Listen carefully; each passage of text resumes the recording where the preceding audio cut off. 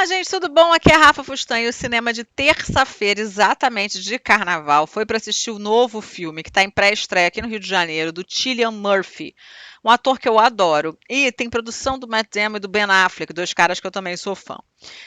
Bom, enfim, a Amanda foi na cabine de imprensa, vocês provavelmente vão ter também em breve aí a crítica dela, tô aguardando ela me mandar, mas teve essa pré-estreia e eu fui assistir o lançamento oficial de Pequenas Coisas Como Estas, que é baseada num livro, tá famoso, inclusive lançado aqui no Brasil ano passado, da Claire Keegan. A editora que lançou foi a Relicário, lançou em agosto de 2024. É um filme, gente, que eu precisei fazer uma pesquisa, porque assim, esse vídeo tem spoilers, tá? Então, se você não assistiu, deixa para assistir, depois volta aqui. Se você não liga para spoiler, a hora é agora de assistir, ou espera sair a crítica da Amanda, que a crítica da Amanda sempre é de cabine de imprensa e as críticas dela não têm spoilers, tá? Bom, vamos lá. A direção é do Tim Millans, o roteiro é da Enda Walsh, roteiro adaptado.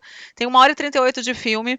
O elenco tem o Cillian Murphy, Claire Denis e Emily Watson como uma madre aí, nada bacana. O título original é Small Things Like This.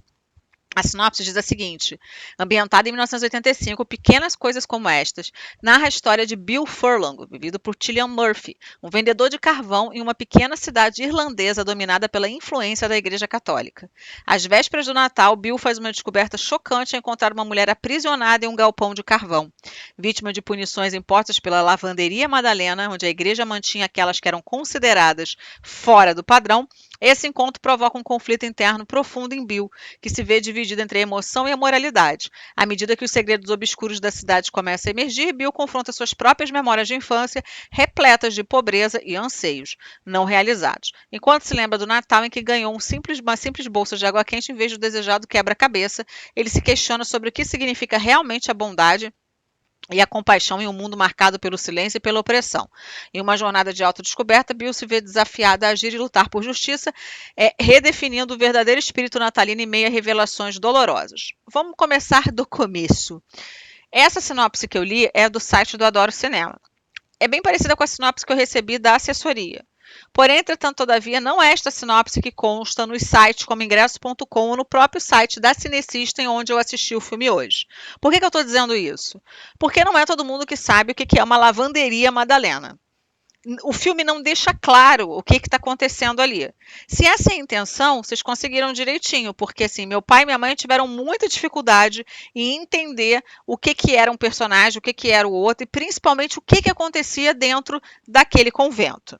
Vamos começar pela história do Bill. O Bill vai se passar em dois tempos. Quando ele é adulto, ele é o Cillian Murphy, ele é essa pessoa então que é dona de um negócio de carvão, onde até uma das filhas trabalha. Ele tem um ritual ali de trabalhar muito o dia todo. Ele é muito conhecido na cidade, a cidade é pequena, e ele tem uma esposa. Ele tem 5 filhas, todas mulheres, tá? Essa esposa dele é dona de casa, além de parideira, né? Porque 5 crianças que não são gêmeas também passou o resto da vida parindo e cuidando de filho. Mas, enfim, ela tem 5 crianças com ele. E ele, desculpa, tem um ritual, né, de trabalho, que depois que ele chega do trabalho, o que vai mostrar pra gente? Ele lavando as mãos numa pia ali, que é um lavabo, né, na casa dele, e depois ele entra e tem aquela vida ali. É um homem extremamente carrancudo, né? Não é nem que ele é mal-humorado. Ele é uma pessoa fechada. Ele não fala para os outros, nem para a esposa dele, o que ele está sentindo. É muito raro ele fazer isso. Para a gente entender esse contexto, o que preparam para a gente? Um flashback do passado, de quando o Bill era uma criancinha, tinha, sei lá, seus 7, 8 anos, talvez um pouquinho mais velho. A mãe dele era mãe solo. A mãe dele foi acolhida por uma dona muito rica que colocou ela para morar com ele. Então a mãe trabalhava nessa casa. Ele tinha o Ned, que era também o fazendeiro não, o jardineiro, sei lá, que era amigo da família. E eles viviam ali como uma família feliz, tá? Ele sofria muito bullying na escola porque não tinha as crianças cuspiam nele porque ele não tinha pai, porque a mãe era, enfim, as mulheres que eram mães sem estar dentro do casamento, elas eram taxadas como mulheres fáceis, como prostitutas, né, por terem dormido. Os homens, como sempre, né, pano rosa para eles, pano azul, pano listradinho. Não eram falado nada sobre eles. Enfim, o que vai acontecer então é que ele fica lembrando desse tempo e de quanto a vida dele teria sido diferente se esta mulher que acolheu a mãe dele e a ele não tivesse acolhido os dois. Corta para o presente, onde as filhas dele, todas elas passam pela escola católica. A melhor escola da região é a escola católica. As meninas ensaiam com as freiras, elas vivem ali a realidade das freiras. Não é um internato, mas eles estão do coral. As meninas, para entrar na faculdade, precisam da indicação das freiras. Ok. As freiras mandam em tudo na cidade, praticamente. Ele vai, então, descobrir, né? Também é uma coisa assim muito, né? Ele é tão distraído que ele nunca percebeu o que acontece dentro daquele convento. Ele vai perceber no dia que uma garota fugir e for para dentro ali do local de carvão. Ele primeiro vai devolver essa garota e ali dentro ele vai ver o quanto essa menina está nervosa com a presença da Madre Superiora, que é vivida pela Emily Watson, um papel maravilhoso, porque ela é divina, está sempre perfeita.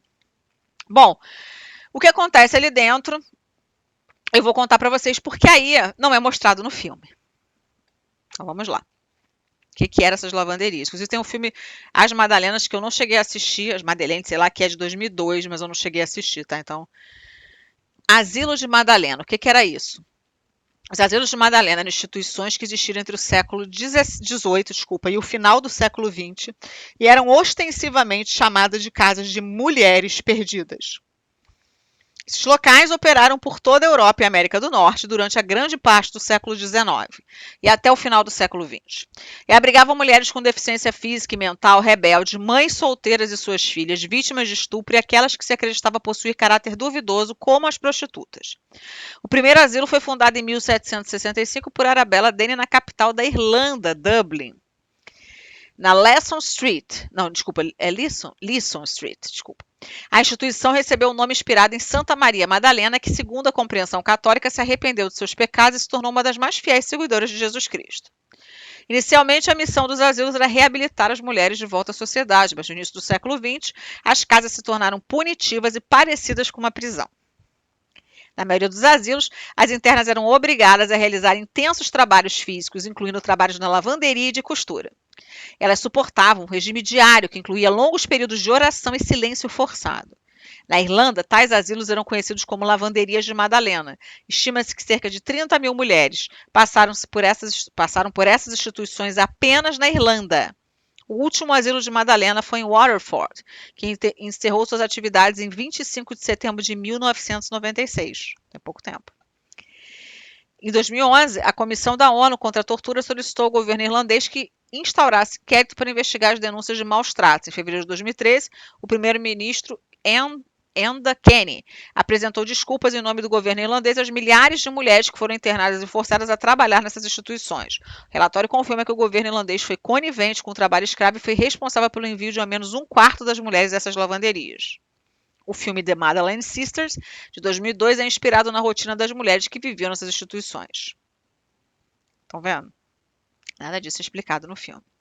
Nada disso é explicado nem para o protagonista, que ele vai descobrir porque ele vai entrar nesse local para devolver a menina e vai ver o quanto ela está sofrendo. E vai começar a juntar as peças de um quebra-cabeça. O quebra-cabeça é uma parte importante dessa história, porque quando ele é criança, ele pede um quebra-cabeça de presente e o Papai Noel traz para ele uma bolsa de água quente. Coitado, ficou traumatizado o resto da vida. Enfim, corta para o presente, onde ele se vê na missão de salvar essas moças, mesmo que isso prejudique a família dele. Não é que vai aparecer nenhuma cena para você dizendo o que ele salvou, o que aconteceu depois, qual foi a reação da esposa que era contra, o que as freiras fizeram. Tudo isso vai ser falado, não vai ser mostrado. E algumas coisas vão ser imaginadas, porque o filme tem um corte abrupto bem no momento onde ele toma alguma decisão. Então, a gente não fica sabendo exatamente qual foi a reação da esposa, que se as freiras prejudicaram mesmo o trabalho dele, o que aconteceu com a moça que ele leva para dentro da casa dele, que era uma dessas moças que estava grávida e que era vista como um lixo da sociedade que precisava ser escondido e tinha que ser escravizada dentro desse lugar. A história é muito importante. É sempre muito importante falar sobre essas situações, sobre erros da Igreja Católica, sobre erros de mulheres sobre mulheres.